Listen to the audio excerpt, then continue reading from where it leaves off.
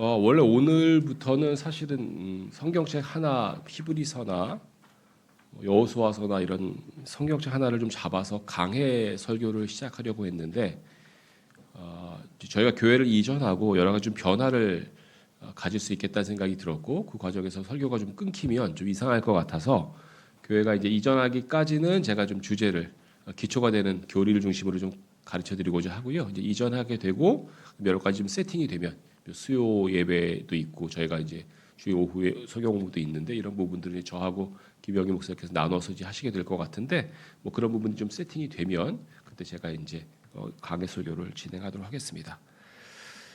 저는 이제 오후에 성경 공부라고 되어 있는데 저는 이제 원래 그 가르치는 일이 주 업이다 보니까 강의를 하는 것에 익숙하고 강의를 하는 것에 익숙하다 보니까 학습자의 반응을 굉장히 기다리게 되는 경우가 많거든요. 그래서 여러분의 반응을 좀 오늘도 요청을 드리면서 성경 공부 시작하고자 합니다. 먼저 기도하겠습니다. 하나님 아버지, 저희가 오늘 건전한 교리라는 제목을 가지고 하나님 말씀을 공부하고자 합니다. 주님께서 온전히 이 시간 주장하셔서 말하는 자의 입술을 붙잡아 주시고 듣는 자의 귀를 주관하여 주시고 이 시간 내내 성령께서 보호하셔서 오직 하나님의 진리만이 선포될 수 있도록 나눠질 수 있도록 도와주시옵소서. 예수님의 이름으로 기도합니다. 아멘. 제가 오늘 성경 공부 준비하면서 제가 가지고 있었던 오랜 물음 하나를 여러분과 같이 나누고자 합니다. 오래전부터 갖고 있는 제 궁금한 점이 하나 있는데 저는 제가 3대째 기독교 집안이거든요. 우리 아들 치면 4대째예요. 교회를 아주 오래 다닌 집안이라 대한민국에 아마 어지간한 교회 문화는 다 알고 있을 겁니다. 집안에도 목회자도 있고 선교사도 있고 듣는 얘기가 되게 많아요. 그러다가 저는 여러분이 아시는 것처럼 한 20살 무렵, 22살 무렵에 김영희 목사님 통해서 킹제임스 성경이라는 걸 알게 됐거든요. 킹제임스 성경을 알게 되면서 자연스럽게 같이 알게 된 게 올바른 교리라는 것이었어요. 교리라는 거 여러분 알고 계시죠? 교리는 성경에 나타난 특정 주제에 나타난 성경적 원리, 성경에 기반한 원리를 교리라고 하죠. 구원에 관련된 원리를 우리는 구원론이라고 하죠. 또 뭐 재림에 관련된 것, 또 천년왕국에 관련된 것, 이것을 전부 다 성경에 기반해서 가졌을 때 우리가 교리라고 이야기할 수 있습니다. 올바른 성경을 갖고 올바른 교리를 알고 있는데 이상한 사람이 굉장히 많았어요. 이상하다는 말이 뭔지 제 설명에 공감이 되실지 모르겠어요. 너무 무서운 사람도 많았고요. 너무 불친절한 사람도 많았고요. 너무 제가 보기에 그리스도인, 영적인 그리스도인이 많아 육신적으로 보이는 사람도 많았고 자기 자랑이 많은 사람도 많았고 세상의 법을 안 지키는 사람도 많았고 제가 이게 좀 이해가 안 갔어요. 또 어떤 사람은 정말 저보다도 더 성경도 많이 읽고 올바른 교리를 알고 있는데 저건 아니야 하는 사람도 있었거든요. 사람을 대하는 방법이나 사람에게 말로써 실족하게 하고 상처 주는 걸 보면 저건 아닌 것 같은데 이런 걸 저는 굉장히 많이 봤어요. 아직 별로 못 보셨다면 앞으로 보게 되실지도 몰라요. 이게 좀 궁금했어요. 왜 그렇지? 아니 올바른 성경을 알고 올바른 교리를 알면 성경이 말하는 올바른 그리스도인이 되어서 말에도 덕이 있고 행동에도 모범이 되고 소위 본이 되는 그리스도인이 되어야 될 것 같은데 안 그런 사람들이 왜 많지? 이쪽에도? 이게 지금 궁금한 질문인데 여러분 혹시 해답을 알고 계십니까? 적어도 그냥 제 생각에는 비율적으로라도 우리는 다른 교회보다 좀 많아야 될 것 같거든요. 훌륭한 본이 되는 그리스도인이 여기는 적어도 한 80% 되고 다른 교회는 한 30% 되더라도 우리는 올바른 성경과 올바른 교리가 있으니까. 그런데 왜 그럴까요? 혹시 답을 알고 계신가요? 저 좀 조언을 좀 청하고 싶습니다. 저처럼 오랫동안 교회 생활하신 김정호 형제님. 예. 김정호 형제님도 저와 같은 느낌을 가지셨습니까? 왜 그럴까요? 네? 교만 때문에. 뭐 그것도 일리 있는 것 같아요. 예. 뭐 어떤 유명한 목사님 같으신 분들도 그런 걸 제가 많이 느꼈거든요. 근데 왜 목사님이 저렇게 되실까? 보면 아마 교만 때문에 그런지도 모르겠어요. 제가 오늘 여러분에게 말씀드리고 싶은 이 내용은 사실은 제임스 낙스 목사님의 책 중에 건전한 교리라는 책이 있어요.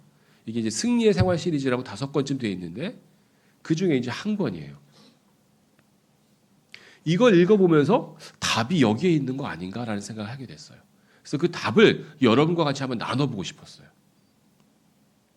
자, 그러면 제이슨 낙스 목사님이 얘기하는 건전한 교리가 뭔지부터 한번 얘기를 해야 되는데요.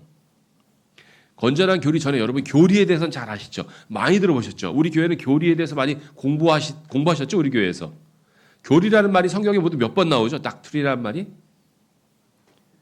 예, 모두 50번쯤 나온다고 기록되어 있더라고요. 6번은 구약에 나오고 44번이 신약에 나오고 그래서 합쳐서 교리라는 말 자체는 50번이 나온다 이렇게 알려져 있습니다. 그중에 건전한 교리라고 하는 것은 딱 4번 나와요.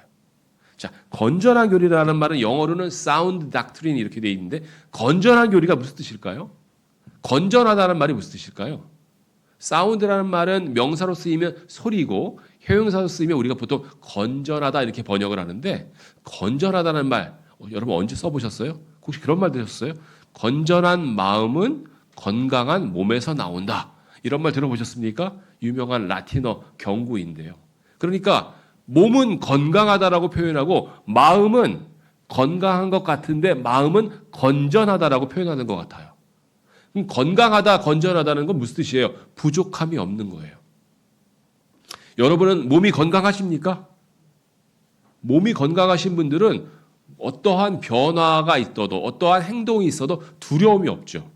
제가 무릎이 아파 보니까 그걸 너무나 절실하게 느끼거든요. 무릎이 아픈 사람들은 달려갈 수가 없어요. 달려갈 수 없으니까 어딜 간다고 할 때 시간을 한참 잡아야 돼요. 생활 변화가 될 수밖에 없어요. 건강하지 못한 사람들은 뭔가 좀 고려해야 될 게 많아요. 부족한 게 있으니까. 건강한 몸을 갖고 있다는 것은 여러 가지 변화에 무리가 없다는 뜻을 갖고 있는데 그러면 건전한 마음이라는 건 뭘까? 건전한 교리라는 건 뭘까? 그리스도인으로서 생활하는데 큰 무리가 없고 과장이 없는 상태를 얘기하는 것은 아닐까라고 생각을 했고 구체적으로 건전한 교리가 뭘까라는 것을 성경적으로 알기 위해서는 성경의 관련 구절을 찾아보면 알겠다라고 제가 생각하게 됐어요. 건전한 교리라는 구절이 딱 4번 나오는데 거기 나와 있는 그 구절들이 디모데전서 1장 10절, 디모데후서 4장 3절, 디도서 1장 9절, 디도서 2장 1절이에요.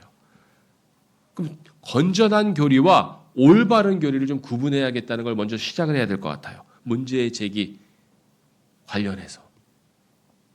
올바른 교리는 뭐예요? 자, 예를 여쭤볼게요. 자, 구원론이라는 교리가 있다고 할 때, 자, 구원론이라는 건 뭐예요? 성경에 나타난 구원의 원리가 구원론이죠. 자, 구원론에서 올바른 교리는 무엇일까요? 1번, 오직 믿음으로 얻는다. 2번, 믿음 플러스 선한 행위가 있어야 된다. 3번, 선한 행위로 구원 얻는다. 올바른 교리는 몇 번일까요? 1번. 이건 다 알고 계시죠? 여러분, 천년왕국에 대해서도 예수님의 다시 오심에 대해서도 올바른 교리를 아마 잘 알고 계실 거라고 생각이 들어요. 맞습니까? 여러분 주위에도 올바른 교리 알고 계신 분들 많죠? 근데 건전한 교리는 조금 다르더라고요. 올바른 교리는 우리가 성경을 통해서 옳다고 확인하고 이해하면 되는데 건전한 교리는 대부분 실행과 관계가 돼 있어요. 사람의 삶과 관계가 돼 있어요. 구체적으로 어떻게 관계가 돼 있을까요? 같이 한번 찾아보려고 합니다. 오늘 디모데전서 1장 8절부터 11절까지의 말씀. 디모데전서 1장 8절부터 11절까지의 말씀.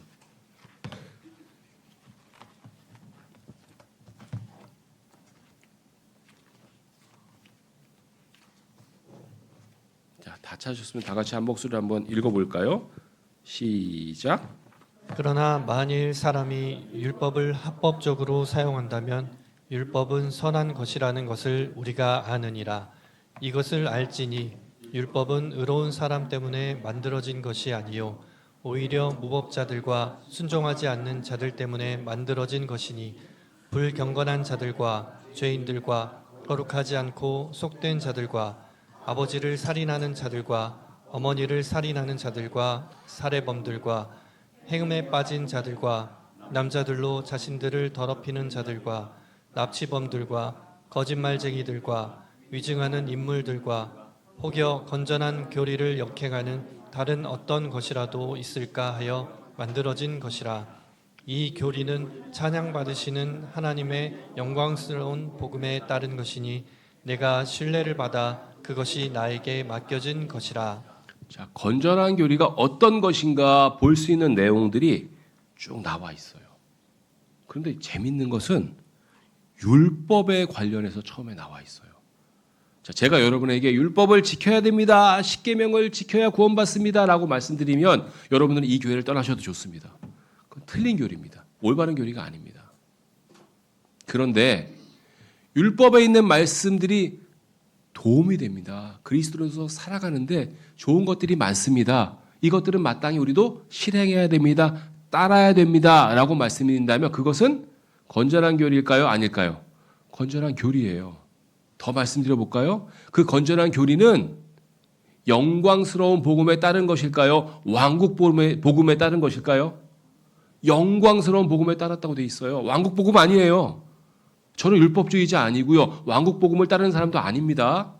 그런데 오늘 성경에 보니까 율법의 의미가 나와 있고요. 구체적으로 건전한 교리에 부합하는 내용들이 나와 있어요. 그 건전한 교리에 부합되는 내용은 우리가 알고 있는 올바른 교리와 관계됐다기보다는 실행과 관계된 것이에요. 자, 만일 사람이 율법을 합법적으로 사용한다면 여기서 합법이라는 것은 구약시대처럼 율법을 지켜야 구원받습니다. 뭐 이런 얘기가 아닙니다. 율법은 선한 것이라는 것을 우리가 아느니라. 율법이 있어야 죄를 깨닫죠. 율법 자체는 선한 것이라고 예수님도 말씀하시지 않았습니까? 율법은 의로운 사람 때문에 만들어진 것이 아니라 죄를 깨닫게 하도록 하기 위해서 무법자들과 순종하지 않는 자들 위해서 만들어졌다. 자, 그러면 무법자, 순종하지 않는 자는 건전한 교리에 부합할까요? 부합하지 않을까요? 부합하지 않는 거죠. 그래서 건전한 교리에 부합하고자 하는 우리들은 가급적 법을 지키죠. 뭐도 합니까? 순종하죠. 아이들에게 부모님께 순종하라고 하고요. 회사에서는 회사 사장님께 순종하라고 하고요. 대통령 통치자에게도 순종하라고 합니다. 불경건한 것도 건전한 교리에 부합하지 않습니다. 여러분, 불경건하다는 게 뭔지 단어만 보고도 아실 수 있지 않나요? 죄인들, 거룩하지 않고 속된 자들, 아버지를 살인하는 자들, 어머니를 살인하는 자들과 살해범들 다 건전한 교리에 역행합니다. 행음에 빠지고 남자들로 자신들을 더럽히고 납치범, 거짓말쟁이, 위증하는 것 다 건전한 교리에 역행합니다. 자, 이런 것들을 생각해 보면 건전한 교리에 따르는 것이 전부 다 행위하고 밀접하게 연관되어 있다는 걸 알 수 있잖아요. 여러분들은 이것과 반대되는 것들을 하실지언정 이것에 부합하는 것들을 하시지 않으시죠? 만약에 올바른 교리를 믿는 사람이 이 건전한 교리에 역행하고 잘못된 행동을 한다면 올바른 교리가 욕을 먹게 되겠죠. 올바른 성경이 있다 하더라도 건전한 교리를 따르지 않는다면 온전한 그리스도인이라고 할 수 없겠죠. 여기서 혹시 여러분들 걸리는 것들은 없으십니까? 저는 거짓말쟁이에 가끔 좀 걸리긴 하는데 여러분은 거짓말 안 하시죠? 네. 자, 그런데 이 교리는 어떻게 해요? 찬양받으시는 하나님의 영광스러운 복음에 따른 것이니. 신약에 우리에게 적용되는 복음 맞잖아요. 내가 신뢰를 받아 이것이 내게 맡겨진 것이라고 성경은 이야기하고 있습니다. 사도 바울에게 맡겨진 복음. 여러분 어떻게 생각하십니까? 저는 거듭 말씀드리면 사실 제 말이 아니라요. 제임스 낙스 목사님이 하시는 말씀이에요. 성경대로 믿는다고 한 그리스도인들이 실행에 너무나 약하더라. 실행을 너무나 간과하고 있더라. 성경대로 믿는다고 하는데 너무나 행동이 보기에 아니더라. 뭐 이런 얘기를 쭉 하시는 거예요. 저도 그 부분에 경험한 것도 있고 본 것도 있으니까 첫 번째로는 제 자신이 먼저 조심해야 될 것 같고요. 두 번째로는 우리가 지향해야 될 바가 뭔지를 다시 한번 생각해 보게 되는 것이죠. 그래서 건전한 교리에 반대되는 것들 대부분 실행에 관련된 것이고 우리가 건전한 교리를 따르고자 한다면 우리는 실행에 주의해야겠다. 어떻게 사는지에 주의해야겠다는 것을 이야기하고 있습니다. 제임스 낙스 목사님이 예를 든 것을 보면 더 구체적이고 극명합니다. 저희 집 근처에 어렸을 때 SDA라고 혹시 들어보셨습니까? 제7일 예수 재림교 뭐 이렇게 이름이 되어 있는 곳이었는데 그분들은 뭐 안식일을 지키시는 분이죠. 토요일 날 모임을 갖고 돼지고기 안 드시고 소세지 안 드시고 그 가정이 저희 집 근처에 살았는데요. 정말 동네에서 정직과 경건함으로 인정을 받는 분이었어요. 저희 집 근처에 교회 다니는 사람이 되게 많았는데 정직과 경건함으로 인정받는 일반 교회 사람들은 별로 없었는데 그 SDA 안식교 다니시는 분이 그렇게 인정을 받더라고요. 그럼 그게 이제 왜 그러냐는 거예요. 왜 그러냐는 거죠. 오늘 제임스 낙스 목사님의 말씀에 따르면 성경에 따르면 우리가 건전한 교리를 너무나 간과하고 무시한 것은 아니라는 거예요. 올바른 교리만 추구하다 보니 올바른 것 알고만 있으면 돼. 실행은 안 해도 돼. 혹시 이렇게 알고 있는 것은 아닌지. 그런데 그것은 잘못이라는 거죠. 알고만 있고 실행 안 하는 것은 그건 틀렸다는 것을 성경은 얘기하고 있고 이 실행에 관련된 이 교리가 오히려 건전한 교리로서 우리가 꼭 지켜야 하는 교리다라고 성경이 이야기하고 있다는 거죠. 자, 두 번째 디모데후서 4장 1절부터 5절까지 볼 건데요. 지금이 건전한 교리를 견디지 못하는 때다라고 얘기하고 있습니다. 디모데후서 4장 1절부터 5절까지 같이 한번 읽어보겠습니다. 시작. 그러므로 내가 하나님 앞에서와 주 예수 그리스도 곧 그분이 나타나실 때 그리고 그분의 왕국에서 살아있는 자들과 죽어있는 자들을 심판하실 분 앞에서 너에게 명하노라. 말씀을 선포하라. 시기에 맞든지 시기에 맞지 아니하든지 절박하게 하라. 모든 오래 참음과 교리로 책망하고 꾸짖으며 권면하라. 이는 그때가 올 것이기 때문이니 그들이 건전한 교리를 견디지 못할 때라. 반면에 그들은 귀가 가려워서 자신들의 정욕들에 따라 자신들에게 선생들을 쌓아두리라. 그리고 그들은 자신들의 귀를 진리로부터 돌이킬 것이며 지어낸 이야기들로 돌리리라. 그런 너는 모든 것들에 깨어 있고 고난들을 견디며 복음 전도자의 일을 하고 너의 사역을 충분히 입증하라. 자, 지금이 건전한 교리를 견디지 못하는 때다라고 하면서 건전한 교리에 관련된 내용이 또 나옵니다. 그러므로 내가 하나님 앞에서와 주 예수 그리스도 곧 그분이 나타나실 때 그분의 왕국에서 살아있는 자들과 죽어있는 자들을 심판하실 분 앞에서 너에게 명하노라. 말씀을 선포하라. 시기에 맞든지 시기에 맞지 아니하든지 절박하게 하라. 모든 오래 참음과 교리로 책망하고 꾸짖으며 권면하라. 이는 그때가 올 것이기 때문이니 그들이 건전한 교리를 견디지 못할 때라. 자, 제가 계속 올바른 교리와 건전한 교리를 구분하고 있습니다. 여러분 다 올바른 교리 알고 계실 거예요. 김영기 목사님이 그동안 쭉 가르쳐 오신 것이 다 올바른 교리입니다. 그런데 성경은 올바른 교리를 견디지 못할 때가 아니라 건전한 교리를 견디지 못할 때가 온다고 했습니다. 자, 예를 들어서 올바른 교리는 믿지만 건전한 교리를 믿지 못할 사람이 있을 수 있을까요? 오늘 제임스 낙스 목사님 한번 책 읽어보세요. 수많은 예가 나옵니다. 올바른 교리를 믿는데 건전한 교리를 믿지 못하는 사람. 예를 들면 전 그런 사람도 전에 만난 적이 있어요. 구원에 대해서 확고해요. 오직 믿음으로 얻는 구원의 교리를 확고하게 알고 있습니다. 그리고 구원의 영원한 보장 교리도 알고 있습니다. 그래서 자기는 어차피 천국 가니까 이제 마음대로 살겠다고 해요. 올바른 교리 알고 있습니까? 네, 올바른 교리 알고 있습니다. 그런데 건전한 교리가 없는 거죠. 자기 마음대로 살겠다고 하니까. 그럴 수 있을까요? 네, 그럴 수 있습니다. 오직 믿음으로 얻는 구원과 영원한 보장을 믿으면 그런 사람이 나올 수도 있습니다. 그래서 성경은 건전한 교리 강조하고 있고요. 건전한 교리를 견디지 못할 때가 온다라고 얘기하고 있고 귀가 가려워서 자신들의 정욕들에 따라 자신들에게 선생들을 쌓아두겠다. 자기들 귀에 입맛에 맞는 사람들을 유튜브 구독해 놓고서 정기적으로 듣는 사람들이 늘고 있죠. 말씀을 선포하라고 돼 있죠. 예, 선포하는 겁니다. 복음을 전하는 겁니다. 시기에 맞든지 시기에 맞지 아니하든지 절박하게 하는 겁니다.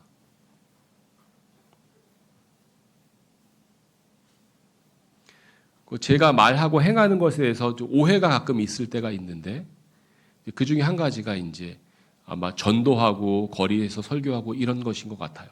그래서 저한테 직접 물어보는 분이 계시면 제가 설명을 해드렸는데 또 뭐 오해를 하고 계셔서 제가 일일이 이렇게 찾아다니면서 설명드릴 수 없었기 때문에 말씀 미처드리지 못했습니다만 말씀을 선포하고 거리에서 설교하고 전도지 나눠주고 복음 전도하는 것을 누가 나쁘다고 할 수 있겠습니까? 성경이 말씀하고 있는 바인데.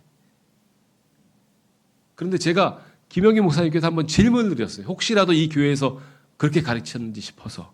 제가 인터넷 사이트 보다 보니까 어떤 그리스도인이 글을 올려놨는데 이렇게 올려놨더라고요.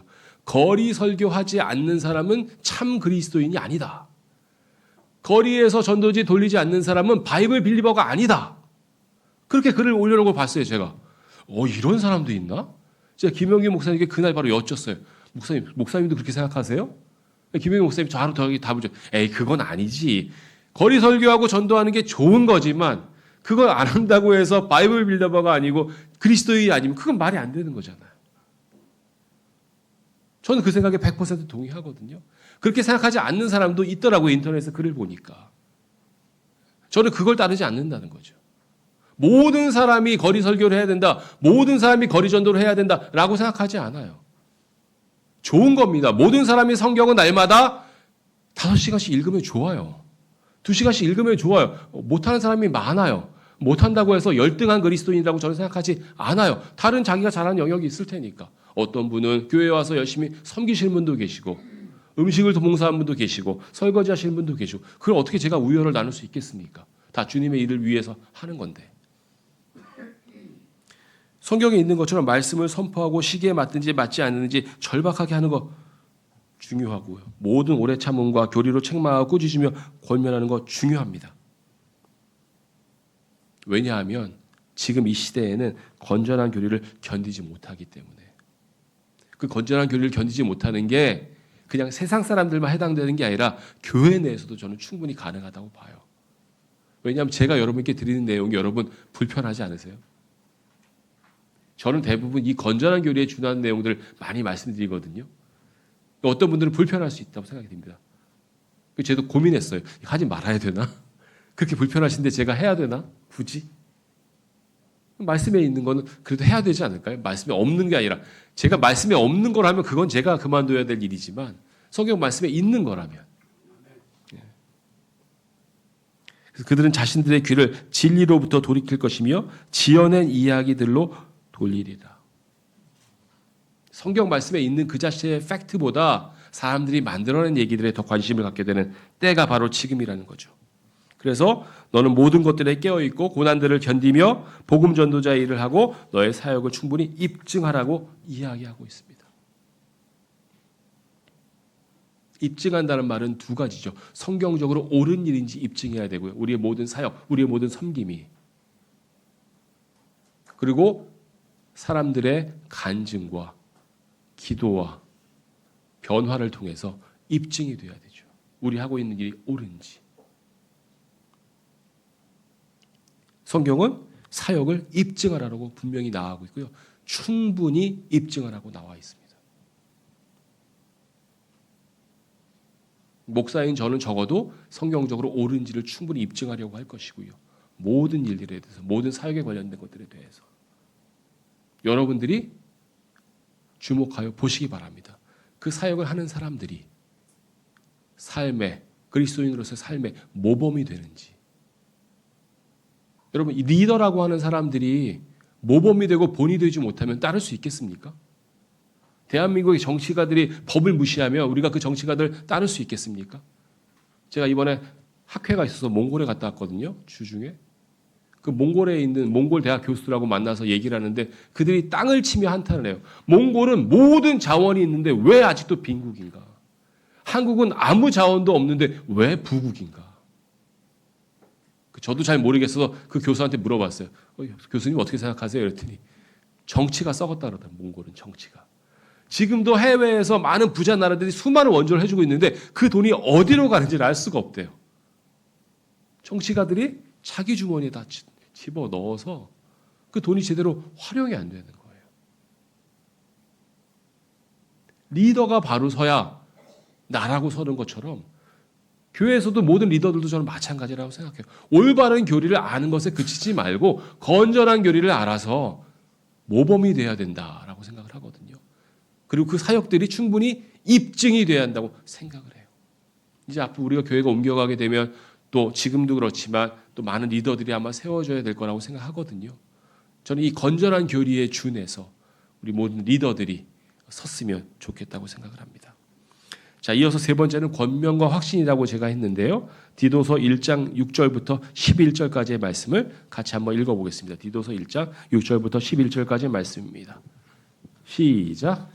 만일 어떤 이가 비난받는 일이 없고 한 아내의 남편이며 방탕하다거나 제멋대로 한다는 비판을 받지 않는 신실한 자녀들을 두고 있다면 그리하라.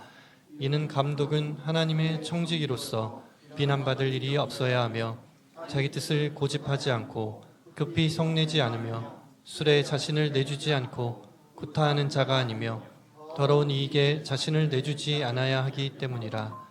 다만 그는 환대하기를 사랑하는 자요 선한 사람들을 사랑하는 자며 냉철하고 공정하며 거룩하고 절제하며 자신이 가르침을 받아온 대로 신실한 말씀을 굳게 붙잡아야 하리니 그로 하여금 반박하는 자들을 건전한 교리로 권면하고 확신시키게 하려 함이라.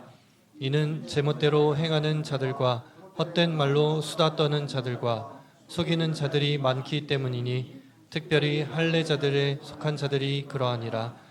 그들의 입은 반드시 막혀야 하리니 그들은 더러운 이익 때문에 자신들이 마땅히 가르치지 말아야 할 것들을 가르치면서 온 집을 뒤엎고 있느니라. 여러분 잘 아시는 것처럼 이제 감독에 대한 말씀인데요. 거기 뭐라고 나오냐면은 건전한 교리로 권면한다는 내용이 나옵니다. 자, 그럼 여러분께 여쭤볼게요. 여기 좋은 내용이 굉장히 많아요. 감독은 이러이러한 조건을 자질을 갖추면 좋겠다는 내용이 나옵니다. 자, 그런데 이 내용은 감독만 하면 좋을까요? 아니면 모든 그리스도인이 하면 좋을까요? 저는 모든 그리스도인이 하면 좋을 거라고 생각해요. 네. 그래서 성경은 이걸 건전한 교리라고 해서 이야기하고 있고 제임스 낙스 목사님도 마찬가지 맥락에서 이야기하고 있더라고요. 그래서 한번 모든 그리스도인이 따라야 하는 건전한 교리라는 차원에서 한번 내용을 하나하나 볼게요. 비난받는 일이 없고 비난받는 일이 없는 게 좋을까요? 많은 게 좋을까요? 저는 없는 게 좋다고 봐요. 특히 불필요한 비난은 뭐하러 받겠어요? 예수 그리스도의 이름을 위해 비난을 받는 건 좋아요. 근데 그게 아니라 돈 문제가 좀 이상하다든가 뭐 이렇게 이거 있잖아요. 사회적으로 지탄받는 그런 거 하면서 비난받는 거 그건 없는 게 좋은 거죠. 그다음에 한 아내의 남편이 좋을까요? 여러 아내의 남편이 좋을까요? 이건 모든 남자가 마찬가지 아니니까 한 아내의 남편이 좋은 거 아니에요? 목사만 감독만 그래야 돼요? 그거 아니라고 보거든요. 방탕한 거 좋으세요? 안 방탕한 거 좋으세요? 예, 방탕하다는 게 뭔지 오시잖아요. 술 마시고 돈 막 쓰고 뭐 집에 가면 아이들이 밥도 없고 굶고 있고 뭐 이런 거 있잖아요. 방탕하게 되면 그런 결과가 늘 있잖아요. 제멋대로 하는 사람 좋으세요? 아니면 규칙이 있고 규율이 있고 예의가 있는 사람 좋으세요? 저는 제멋대로 하는 사람 개인적으로 안 좋아하는데요. 네. 그 다음에 이런 비판을 받는 자녀들, 비판을 받지 않는 자녀들, 당연히 이런 비판을 받지 않는 자녀가 좋겠죠. 그 자녀들에게는 여러분 여쭤볼게요. 자녀들이요, 부모의 말로 큽니까? 부모의 본으로 큽니까? 본으로 크죠. 말로 텔레비전 보지 말란다고 그 자기는 텔레비전 보면 그게 되겠습니까? 안 되죠. 아빠는 왜 이러잖아요. 말이 아니라 본으로 보여주는 것이 그게 최고의 교육 아닙니까? 마찬가지죠. 그래서 감독은 비난받을 일이 없어야 되고 자기 뜻을 고집하지 않아야 되고 너무 자기 뜻만 고집하면 안 되잖아요. 급히 성내지 말아야 되고요. 서희승 형제님은 절대 그 피가 아니라 평생 성내지 않을 것 같은데 맞습니까? 그런 것 같아요. 적합한 좋은 자질을 갖고 있어요. 술에 자신을 내주지 않고, 술에 자신을 내주지 않아요. 너무 술 마시는데 모든 것을 쏟아붓는, 구타하는 자가 아니고요. 더러운 이익에 자신을 내주지 않아야 되고요. 이건 모든 그리스도인에게 해당하는 건전한 교리입니다. 어떤 분이 나는 목사가 아니니까 더러운 이익 괜찮아. 나는 목사가 아니니까 좀 때려도 괜찮아. 이러면 돼요, 안 돼요? 안 되잖아요. 난 목사 아니니까 술 좀 많이 마셔도 괜찮아. 그럼 돼요, 안 돼요? 그 건전한 교리에다 역행하는 거예요. 다만 그는 환대하기를 사랑하는 자요. 손님들 맞이하는 걸 좋아해야 돼요. 환대할 줄 알아야 돼요. 모든 그리스도인들은 환대하면 좋겠어요. 특히 어렵고 힘들고 지친 그리스도인 형제 자매가 오면 우리 어떻게 해야 된다고요? 먹여야 된다고요. 혹시 먹일 만한 음식이 없으시면 기도하십시오. 주십니다. 네. 선한 사람들을 사랑하고요. 또 냉청하라고, 공정하고, 거룩하고, 절제하고, 이게 다 무슨 교리예요? 건전한 교리예요. 올바른 교리만 너무 강조하고 건전한 교리를 안 가르치면 이 사람이 좀 기형이 되는 거예요. 이런 걸 무시하게 되는 거예요. 안 해도 돼. 아니, 성경 하라고 그랬잖아요. 자신이 가르침을 받아온 대로 신실한 말씀을 굳게 붙잡아야 하리니 그로 하여금 반박하는 자들을 건전한 교리로 권면하고 확신시키게. 반박하는 자, 잘못 행하는 자, 올바른 교리 있다고 하면서 교만한 자들을 어떻게 반박해야 돼요? 어떻게 확신시켜야 돼요? 건전한 교리로. 그래서 제가 예전에 저보다 먼저 킹제임스 성경을 알았고 저보다 먼저 피터 락커만의 놀라운 교리를 알았는데 제가 보기에 아니라고 생각하는 사람이 몇 명 있거든요. 나중에 만나면 제가 꼭 이 얘기 해주고 싶어요. 건전한 교리를 좀 생각해 보시라. 건전한 교리가 사람이 돼야 된다. 이거 얘기하려고 그래요. 저도. 물론 저 먼저 이 건전한 교리를 실천하는 사람이 돼야 될 거예요. 제가 행하지 않으면서 여러분에게 말하면 여러분 그게 이해가 되겠어요? 누구든 마찬가지죠. 또 나오네요. 제멋대로 행하는 자, 순종을 모르는 자, 교회 안에서 질서를 모르는 자, 질서를 무시하는 자, 바람직하지 않아요. 헛된 말을 만드는 사람, 있지도 않은 말을 만드는 사람. 제가 차마다 여러분께 말씀드리지 못하지만 저에 대해서도 있지도 않은 말들이 막 나오더라고요. 네, 그거 안 돼요. 그거 만들면 안 돼요. 수다 떠는 것, 속이는 것 안 됩니다. 특별히 할례자들에 속한 자들, 이 당시에 할례자들 어떤 사람들이에요? 우리가 정통이야, 우리가 진짜 그리스도인이야, 우리가 참 이스라엘이냐, 이런 사람들이 할례자였을 거잖아요. 우리가 진짜 올바른 성경 보는 사람이야, 우리가 진짜 올바른 교리를 알고 있는 사람이야. 우리도 이런 유혹에 넘어갈 수 있지 않을까 싶습니다. 더러운 이익 때문에. 세상에서 그런 말 많이 하더라고요. 모든 문제의 원인을 찾아가 보면 다 돈이라고. 맞습니까? 세상의 많은 문제의 원인은 돈에서 기인합니까? 네. 교회도 그런 사람이 생길 수 있잖아요. 더러운 이익은 우리가 잘 조심해야 되겠죠. 마땅히 가르치지 말아야 할 것들을 가르치면서 온 집들을 뒤엎어요. 올바른 교리를 알고 있다고 능사가 아닌 거예요.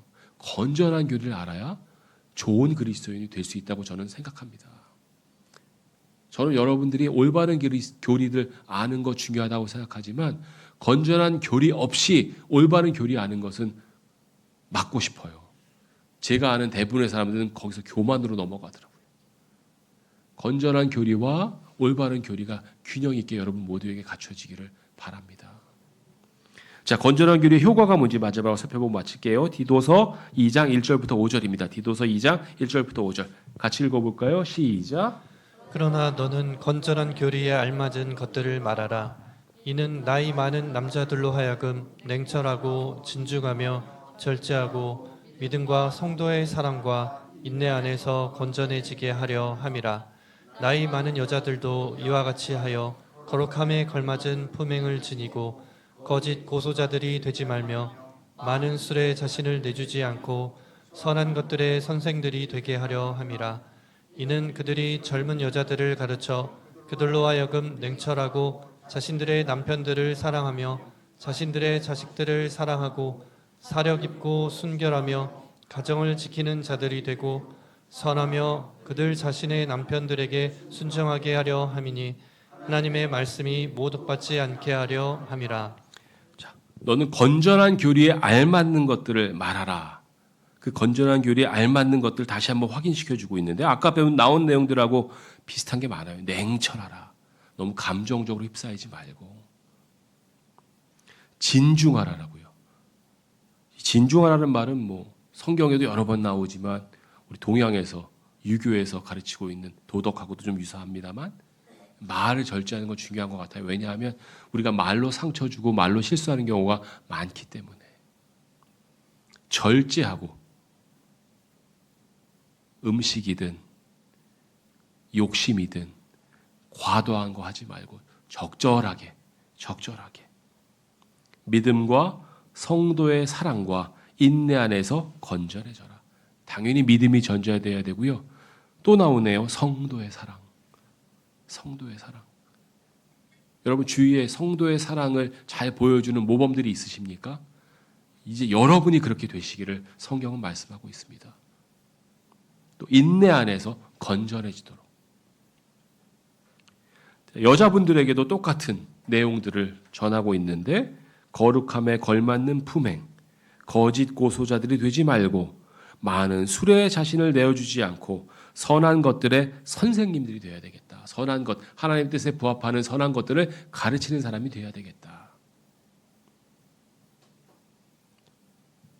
또 젊은 여자들을 가르쳐야 돼요. 젊은 여자들이 어떻게 해야 돼요? 냉철해야 되고요. 자신들의 남편들을 사랑할 수 있어야 되고요. 자기의 자식들을 사랑하고요. 여러분 자기의 자식들을 다 사랑하시죠? 자기의 자식을 사랑하지 않는 부모가 있을까라고 생각하시죠? 요즘 신문에 나오잖아요. 자기 자식 버리는 부모들도 있습니다. 이런 건전한 교리들. 그러니까 예를 들어서 올바른 교리를 알고 올바른 교리를 다른 사람에게 가르친다고 하는 사람이 자기 자식들을 사랑하지 않고 남편들을 사랑하지 않으면 이 모범이 안 되잖아요. 이 뭐가 안 맞는다는 거죠. 사력 있고 순결하며 가정들을 지키는 자들이 되고 선하며 남편들에게 순종하게 하려니 하나님의 말씀이 모독받지 않게 하려 함이라. 건전한 교리를 지키지 않으면 누가 무엇이 모독받아요? 하나님의 말씀이 모독받아요. 그러니까 우리는 정말 더 건전한 교리를 잘 행하지 않으면요. 무슨 성경 하더니 저 모양이야? 그렇잖아요. 무슨 교회를 찾아서 유난을 떨면서 동네 교회 안 가고 저기 교회까지 가더니 그 모양이야? 이런 말 듣기 십상이지 않습니까? 저는 제 집에서부터 아마 들을걸요. 제 가족들, 친척들이 모이면. 제가 처음에 이제 대학교 때였던가요? 대학원 때였나? 이제 교회를 옮긴 거예요. 내가 이제 올바른 성경을 보는 교회로 가야겠다. 저희는 이제 제가 3대째 기독교 집안이니까 그냥 태어나서부터 다 온 가족이 한 교회 다녔거든요. 근데 저만 유망벌떡하게 이제 다른 교회 가겠다 하는데 그게 또 침례교회. 우리 교회는 전통적으로 우리 집은 장로교였는데 이게 얼마나 대단한 일인지 저희 집에서는 굉장히 큰 일이었거든요. 그러니까 많은 친척 어르신들이 저를 주목하여 봤을 거예요. 이게 무슨 이단에 빠진 거 아니야? 네. 그런 상황에 제가 건전한 교리를 지키지 않고 제멋대로고 교만하고 나쁜 사람이라는 것이 자꾸 보여졌으면 그럼 정말 이단에 빠진 버리운 자식이 됐겠죠. 감사하게도 우리 부모님은 아직까지 저에 대해서 편견을 가지고 계셔서 아직도 괜찮은 아들로 생각하시는 것 같은데 확실한 것은 우리 모두가 마찬가지라는 거죠. 여러분 주위의 사람들이 혹시 여러분을 주목해 보지 않습니까? 교회 다녀? 근데 좀 특별한 교회 다녀? 성경을 봐? 특별한 성경을 봐? 주목하고 있지 않습니까? 그 주목한 사람들이 보여지는 것이 정말 그리스도인다운지 아니면 이상한지. 이거가 우리가 좀 잘 판단해야 되지 않겠습니까? 우리가 이걸 잘하지 않으면 건전한 교리를 잘 지키지 않으면 누가 무엇이 모독받는다고요? 하나님의 말씀이 모독받는다고요. 여러분 하나님의 말씀을 위해서 올바른 말씀을 위해서 이 교회까지 나오시고 열심히 공부하고 계신데 하나님의 말씀이 모독받으면 되겠습니까? 안 되잖아요. 죄송한 말씀인데 저는 하나님의 말씀이 모독받는 경우 봤어요. 킹제임스 성경 하면서 행동이 영 아니야. 집에서도 본의 안 돼, 회사에서도 본의 안 돼, 사회적으로도 본의 안 돼. 손가락질 받으면 안 되잖아요. 그죠? 여러분에게 다시 한번 부탁을 드립니다. 올바른 교리가 틀리다는 거 아니에요. 올바른 교리와 건전한 교리가 균형이 있어야 돼요. 근데 우리 쪽에 계신 분들, 여러분들은 아니시겠지만 우리 쪽에 계신 분들 대부분은 올바른 교리에 너무 치중하다 보니 건전한 교리를 무시하고 사는 경우가 많고, 그러다 보니 본의 아니게 하나님의 말씀이 모독받는 경우가 생기더라. 우리는 그렇게 하지 말자. 이게 오늘 성경 공부의 요지입니다. 우리 모두가 이 건전한 교리에 대해서 다시 한번 생각하고 주위 사람들의 모범이 되는 그런 그리스도인 되시기를 바랍니다. 기도하겠습니다.